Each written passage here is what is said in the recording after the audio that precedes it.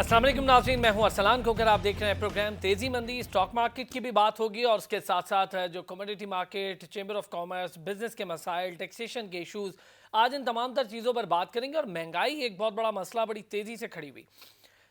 गुज़िश्ता governments के ऊपर मलबा डालते रहे तमाम तर इस टेन्योर में कि 2 साल हो गए और गुज़िश्ता गवर्नमेंट के मसाइल अब तक इस गवर्नमेंट के साथ जुड़े हैं। लेकिन 700 दिन मुकम्मल किए इस गवर्नमेंट ने। उन 700 दिनों की कारकर्दगी क्या रही, इंडस्ट्री कहाँ पर गई, महंगाई कहाँ पर रही, टैक्सेशन के मामलात कैसे रहे, स्टॉक मार्केट की सूरत हाल क्या रही, एक्सपोर्ट इंपोर्ट की सूरत हाल क्या रही, बिजनेसमैन के लिए कितनी आसानियाँ पैदा की गई। जो ईज़ ऑफ डूइंग बिजनेस का नारा इस गवर्नमेंट का था, उसके मुताबिक कंस्ट्रक्शन इंडस्ट्री को इंडस्ट्री का दर्जा मिला, मराद मिली, लेकिन वहाँ पर भी बहुत ज़्यादा मसाइल खड़े हुए। क्या उन मसाइल का तदारुक आसान होगा? और इस वक्त बिजनेसमैन क्या कहता है? बिजनेसमैन को बिजनेस रन करने के लिए कोरोना की सिचुएशन से निकलने के बाद क्या क्या मुश्किलात होगी, इन तमाम तर चीज़ों पर आज बात होगी। स्टूडियोज में मेरे साथ मिर्ज़ा अब्दुल रहमान साहब मौजूद हैं, chief coordinator FPCCI। Barrister Waqqas Khan हमारे साथ मौजूद होंगे। वक्कास अब्रेज़ खान जो हैं वो टैक्सेशन और लॉ एक्सपर्ट हैं। फ़हीम सरदार साहब इकोनॉमिस्ट हैं और गहरी नज़र रखते हैं मईशत के हवाले से मुख्तलिफ मामलात पर। इन तमाम तर चीज़ों पर बात करेंगे। मिर्ज़ा साहब अस्सलाम वालेकुम। वालेकुम सलाम जनाब। मिर्ज़ा साहब, बहुत सारी चीज़ें जिस पर बात करें, लेकिन पहले ज़रा मैं चाह रहा हूँ कि सोना इतना महंगा हो गया, तमाम जानिब उसकी गूंज सुनाई दे रही है। क्या मामला है सर? वैसे तो बैन अवी सतह पर भी सोने की कीमतों में रद्दोबदल हुआ, लेकिन पाकिस्तान में तो अब 10 ग्राम सोना मुल्क की तारीख में पहली बार 1 लाख रुपए से ज़्यादा हो गया। बिस्मिल्लाहिर्रहमानिर्रहीम।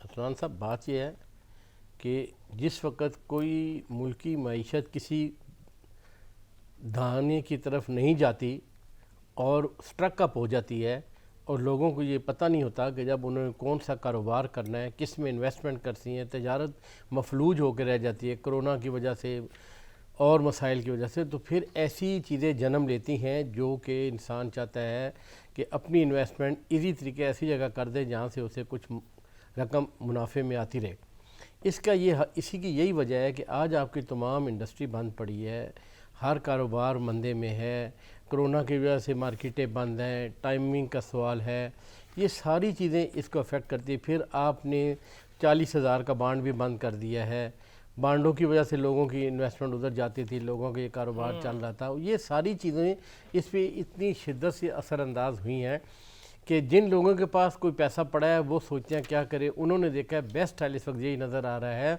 कि सुनहरे के साथ रब्ता करो, उसे ज़बानी कलामी बताओ, वो मुझे 20 तोले 30 तोले सोना दे दो, उसको पेमेंट कर दो। उस रेट पे उसने आपसे सोना रख लेके पेमेंट लेके अपने पास रिज़र्व कर लिया। फिर कुछ दिनों के बाद जब आप कहेंगे इसकी कीमत अच्छी होगी, वो बेच देता है, फिर ले लेता है, फिर बेच। ये एक किस्म का स्टॉक एक्सचेंज जो है लोगों ने छोटे लेवल पर सुनारे के साथ कर लिया है कि वो इस तरीके से सोना लेके, उन्हें पता है कि सोना एक ऐसी चीज़ बन चुकी है जो तेल का भी बहरान बन गया, फिर डॉलर का भी बहरान है, मईशत का भी बहरान है, इंडस्ट्री का भी बहरान है, रोज़गार का भी बहरान है। इसलिए सारी चीज़ों को देखते हुए ये जिनके पास कोई पैसा है उनके लिए इजी वे है, उन्होंने ये काम शुरू कर दिया, जिसकी वजह से ज़ाहिर है ये तलब रसद का सवाल होता है। जब आपकी तलब बढ़ेगी तो रसद बढ़ेगी, तो तलब बढ़ेगी तो रसद होगी। अब यही हाल है कि सोने की डिमांड शुरू हो गई है तो लोग सोना खरीद के रख देते हैं, तो इस वजह से सोने की सर, इससे पहले डॉलर का भी यही हाल रहा। आपको याद होगा जब डॉलर की कीमत बड़ी तेजी से अचानक बढ़ी और कई रुपए बढ़ी, तो डॉलर भी मार्केट से गायब होना शुरू हो गए। यही वजह है ना जी, यही वजह। इसी वजह से देखें, कोई चीज़ भी देखें, एक चीनी महंगी होती है वो भी गायब होती है, आटा महंगा था वो, हर चीज़ देखें, कोई चीज़ भी जब किसी को पता लगे कि ये चीज़ इसमें कदर आ गई है, जब किसी चीज़ में कदर आएगी तो वो यकीनी तौर पर महंगी होगी। अच्छा मिर्ज़ा साहब, जहाँ पर हम बात करते हैं गवर्नमेंट के इश्यूज़ की, बहुत सारी चीज़ें हैं जिस पर बात करें, लेकिन उससे पहले मैं चाह रहा हूँ ज़रा आपके साथ आपके FPCCI वाले मामले पर भी थोड़ी सी बात हो जाए। कुछ मामलात मैंने देखे FPCCI के, इस्लामाबाद ऑफिस शिफ्ट करने के, और जो सिंध वाले मामलात हैं, कराची के लोग ये कह रहे हैं कि ऑफिस को शिफ्ट यहाँ नहीं होना चाहिए। अच्छा, हमें ज्वाइन कर लिया बैरिस्टर वक्कास अब्रेज़ खान ने भी और फ़हीम सरदार साहब ने भी। मैं ज़रा उनकी तरफ भी जाता हूँ, फिर वापस आके आपसे मैं यही इंपॉर्टेंट क्वेश्चन करूँगा। ये भी एक बड़ा मामला बना है बिजनेस कम्युनिटी के लिए। फ़हीम साहब, सर कैसे हैं? अल्लाह का शुक्र। आवाज़ थोड़ी सी हल्की है, अगर बढ़ा दें तो बेहतर हो। जी ठीक है, आवाज़ का मैं कह देता हूँ, आवाज़ आपकी बेहतर हो जाएगी। फ़हीम साहब, सर स्टॉक मार्केट की थोड़ी सी बात। सोने की कीमत बड़ी तेज़ी से बढ़ गई, अब तो 10 तोला सोना 1 लाख रुपए प्लस हो गया है اور 1972 रुपए 10 ग्राम सोने पर बढ़ गए और 1 तोले पर 2300 रुपए बढ़ गए। सर क्या करेंगे लोग? बच्ची ये सोना खरीदेंगे मेरे ख्याल से। जो कीमतें बढ़ रही हैं सोने की, असल में जो रुपया जो गिरा है ना, उससे आपकी अगर इंटरनेशनल प्राइस के साथ कंपेयर करते हो तो वो प्राइस बढ़ गई है रुपए में। दूसरा साथ ही ये है कि बैनुल-अक़वामी मंडियों में भी सोना जो है वो निस्बतन ज़्यादा उसकी प्राइस स्ट्रॉन्ग है, तो इसलिए आपको ये कीमत बढ़ती हुई नजर आई है सोने की। लेकिन सर इससे यकीनी तौर पर जो सोने का कारोबार करने वाले लोग हैं उनको बहुत ज्यादा परेशानी ये है कि कारीगर बिल्कुल खाली बैठा है, लोग जा ही नहीं रहे, सोने की सर कुव्वत खरीद ही नहीं रही। आपको शायद याद हो कि मैं वो एक टर्म यूज करता था, भाव की तेजी। जी हाँ। अभी इसमें ट्रांजैक्शन नहीं हो रही लेकिन भाव तेज हुआ है, यानी कि प्राइस जो है वो बढ़ती चली जा रही है। उसकी वजह ये है कि मार्केट में एनॉमली आई हुई है कि आपकी भी ट्रांजैक्शंस हो नहीं रही, आपकी सोने पे बहुत ज्यादा तवज्जो है। दुनिया की जो मेजर इकोनॉमीज हैं, इंडिया, अमेरिका, चाइना, यूके, ये सब जो है सोने पे तवज्जो दे रहे हैं, रूस भी। तो मतलब कि जो कीमत होगी उसमें वैसे ही बढ़ना था। रुपया जो है पिछले दिनों फिर गिरा है, तो आपकी कीमत में वैसे ही शूट अप करना था। मैं फहीम साहब आपके पास एक और सवाल के साथ आता हूँ, पहले जरा वकास से भी बात। वकास आपको मैंने एक डिफरेंट टॉपिक पे थोड़ी सी बात करूंगा। बिजनेसमैन के मसाइल हैं, उन मसाइल में एक बहुत बड़ा मसला ये है कि बिजनेसमैन को मुख्तलिफ मामलात में मुश्किलात का सामना रहता है। फिर जिसके पास कानूनी जो सलाह है वो लेने के लिए आप लोगों के पास जाना पड़ता है। उसमें बड़ा मसला ये है कि आजकल तमाम बिजनेसमैन कहते हैं कि ज़रा सा हम कुछ आगे पीछे मामलात हमारे हो जाते हैं बिजनेस के तो हमें टैक्सेशन के मसाइल में फंसा दिया जाता है, हमारे इंडस्ट्रीज़ पे छापे पड़ जाते हैं, इंडस्ट्रीज़ बंद कर दी जाती हैं, दुकानों पर छापे पड़ जाते हैं, दुकानें बंद कर दी जाती हैं। क्या मामला है विकास, और फिर क्या इसका कोई हल है? इसको कोई बेहतर तरीके से आगे चला सकते हैं बिजनेसमैन के लिए? आजकल तो वैसे ही बिजनेस बिल्कुल श्रिंक होकर रह गया है।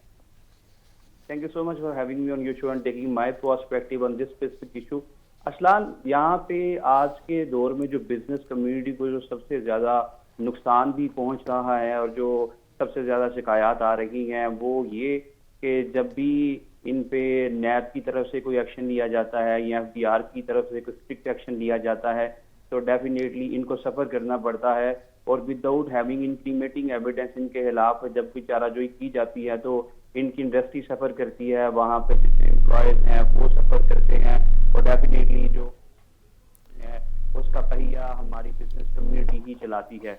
एक बहुत बड़ी प्रॉब्लम जब मैं अपने दोस्तों से डिस्कशन कर रहा था या मेरे पास भी जो इंडस्ट्रीज़ हैं, फैक्ट्रीज़ हैं, उनके जो इश्यूज मैं देखता हूँ उनमें एक बड़ा इशू ये है जो मौजूदा दौर में जिसने सर उठाया वो ये कि हमारा जो नैब ऑर्डिनेंस है उसके सेक्शन 9 के तहत हमारी जो बिजनेस कम्युनिटी है उनको भी धर लिया गया है और उनके खिलाफ भी धड़ोधड़ जो है एक्शन लिए जा रहे हैं, गिरफ्तारियां की जा रही हैं। लिहाजा बतौर स्टूडेंट ऑफ लॉ मैं ये ज़रूर एक तजवीज़ भी पेश करना चाहूँगा कि देखिए हमारी जहाँ तक हमारा बिजनेस कम्युनिटी का ताल्लुक है इस ज़िमन में हमारा FBR बनाया गया, इनकम टैक्स ऑर्डिनेंस तश्कील दिया गया ताकि इनके मामला जो है वो FBR रेगुलेट करे। एट दी सेम टाइम हमारी ब्यूरोक्रेसी के लिए एंटी करप्शन बनाया गया, तो डिफरेंट जुरिस्डिक्शन और डिफरेंट डिपार्टमेंट्स बना दिए गए। लेकिन जब नैब इनके इश्यूज में इंटरवीन करती है या इंटरपोज करती है तो इनको सफ़र करना पड़ता है।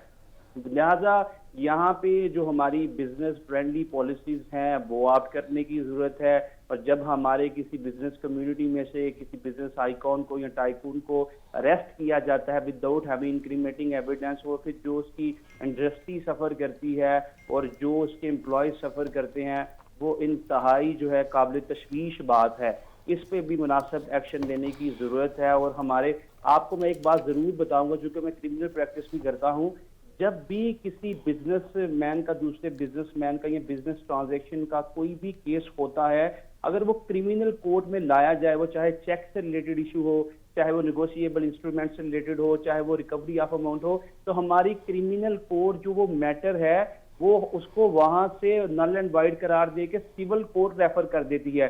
क्योंकि हमारी बिजनेस कम्युनिटी के मामला सिविल नेचर के हैं, ये वो लोग हैं जो हमारे मुल्क की इकोनॉमी के पहिए को चलाते हैं।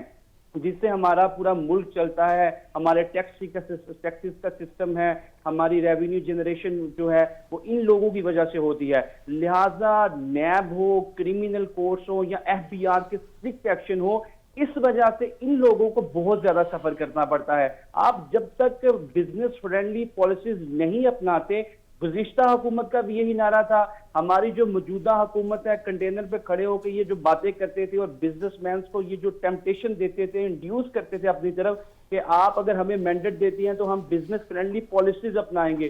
لیکن بدقسمتی سے آپ گزشتہ 2 سالوں میں پاکستان کا بجٹ دیکھ لیں، پاکستان میں FBR کے چیئرمین کا رویہ دیکھ لیں، ان کی پالیسیز دیکھ لیں. میں نہیں سمجھتا کہ بزنس فرینڈلی پالیسیز اپنائی گئی ہیں یا بزنس مینوں کو کوئی خاطرہ اضافہ دیا گیا ہے. میں نے تو ہماری جو GDP تھی وہ منفی ہو چکی ہے، جو ہماری تجارت تھی، جو ٹریڈ تھی، وہ ساری خطرناک حد تک جو ڈاؤن فال کی طرف آئی ہے.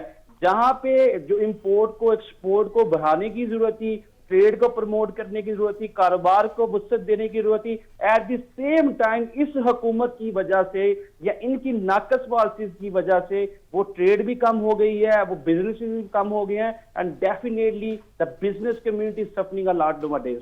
بالکل ٹھیک ہے، بڑا ڈیٹیل آپ نے وکاس مجھے یہ چیزیں بتائی ہیں. اس پر تو میں ذرا 2-3 سوال ہیں جو آپ سے بھی، فہیم صاحب سے بھی کروں گا. میں ذرا پہلے مرزا صاحب سے ایک چیز، سر FPCCI کے معاملے پر آپ سے میں بات کر رہا تھا. سر کیا وجہ ہے کہ ہم جب آفس منتقلی کے معاملات دیکھتے ہیں تو بزنس کمیونٹی جو کہ مل جل کے رہتی ہے، سارے اکٹھے رہتے ہیں، پھر کیا وجہ دیکھ رہا ہوں میں کہ کراچی میں ایک الگ معاملہ، ایک الگ آواز، اور اسلام آباد سے ایک الگ آواز اٹھ رہی؟ کیا وجہ ہے سر؟ نہیں سر، اس طرح نہیں ہے. اس طرح ہے کہ دیکھیں بزنس FPCCI جو ہے وہ پورے پاکستان میں تقریباً ہر ڈسٹرکٹ میں موجود ہے. اس کا چیمبر ہے، ایسوسیشنز ہیں، ٹریڈ باڈیز ہیں. یہ تقریباً ہم ہیں 225-230 کے قریب ٹریڈ باڈیز ہیں جو پورے پاکستان میں ہیں. اب اس میں دیکھا جائے، دیکھیں 76 جو ہے ٹریڈ باڈیز اور چیمبرز وہ سندھ میں ہیں، 77 پنجاب میں ہیں، 29 KPK میں ہیں، 19 GB میں ہیں، تقریباً 27 کے قریب جو ہیں وہ بلوچستان میں ہیں. صحیح. اب بات یہ ہے کہ دیکھنے کی بات، اور 6 فیڈرل میں ہیں. اب دیکھنے کی بات یہ دیکھیں کہ آپ کے پرانے زمانے کی تو بات تھی نا، اس وقت کافی سارے صدر مقام جو تھے وہ کراچی میں تھے. اب مسئلہ یہ ہے کہ دیکھیں بزنس کمیونٹی کے جتنے مسائل ہیں وہ سارے فیڈرل میں آ کے اسلام آباد میں حل ہوتے ہیں.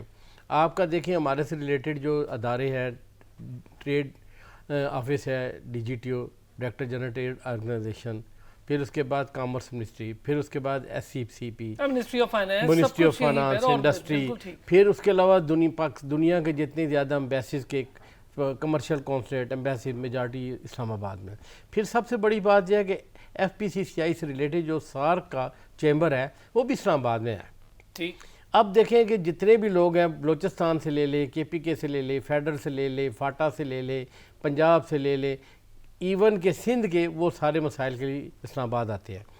اب آپ دیکھیں کہ جب بھی ہمارا کوئی بجٹ کا سیشن ہوتا ہے یا حکومت کے ساتھ مذاکرات ہوتے ہیں تو ہمارے نمائندے جو ہیں وہ کراچی سے اسلام آباد آتے ہیں، اور ان میں اکثریت کی ہوتے ہیں کہ وہ پیسے جو اس کا خرچہ جو ہوتا ہے وہ فیڈریشن چیمبر آف کامرس برداشت کرتی ہے، اور ان کے اخراجات پہ آ کے یہاں پہ وہ رہتے بھی ہیں، ہوٹلوں میں بھی رہتے ہیں. اور دیکھیں ہمارا ادارہ جو ہے اس لیے ہے کہ ہم کاروباری لوگوں کے ذریعے سہولیات مہیا کریں.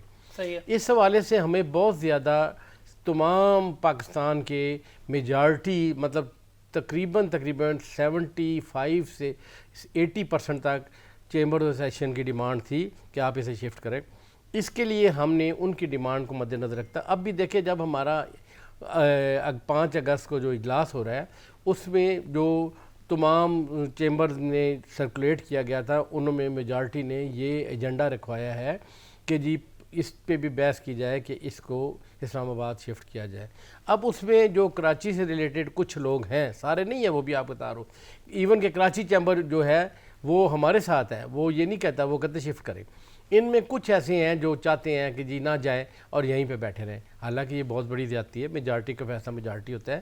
دیکھیں آپ کے ملک میں کوئی بار کا ڈیلیگیشن آتا ہے، ہیڈ آف دی کنٹری آتا ہے، وہ اس وجہ سے آپ کو کراچی نہیں جا سکتا کہ اس کا شارٹ وزٹ ہوتا ہے وہ اسلام آباد آتا ہے, پھر اسلام آباد کیپٹل سٹی میں ہی ہم آ جاتے ہیں ان سے ملنے کے لیے. پھر سارے ڈائریکٹوریٹس کہہ لیں, فیڈرل آفیسز کہہ لیں, پھر دیکھیں جو ڈیلیگیشن وہ ساتھ لے کے آتے ہیں نا کاروباری لوگوں کے, وہ ہم سے نہیں مل سکتے, کیونکہ دیکھیں اسلام آباد میں ہمارا آفس ہے, کیپٹل آفس ہے, لیکن وہ جو ہے وہ چھوٹا ہے.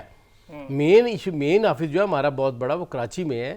اس لیے ویسے دیکھیں ہمارا ساری جگہ پہ ہے, یہاں بھی ہے, کراچی میں بھی ہے, لاہور میں بھی ہے, KPK میں بھی ہے, بلوچستان میں بھی ہے, تمام جگہوں پہ ہمارے جو ہے آفیسز سب آفس ہیں.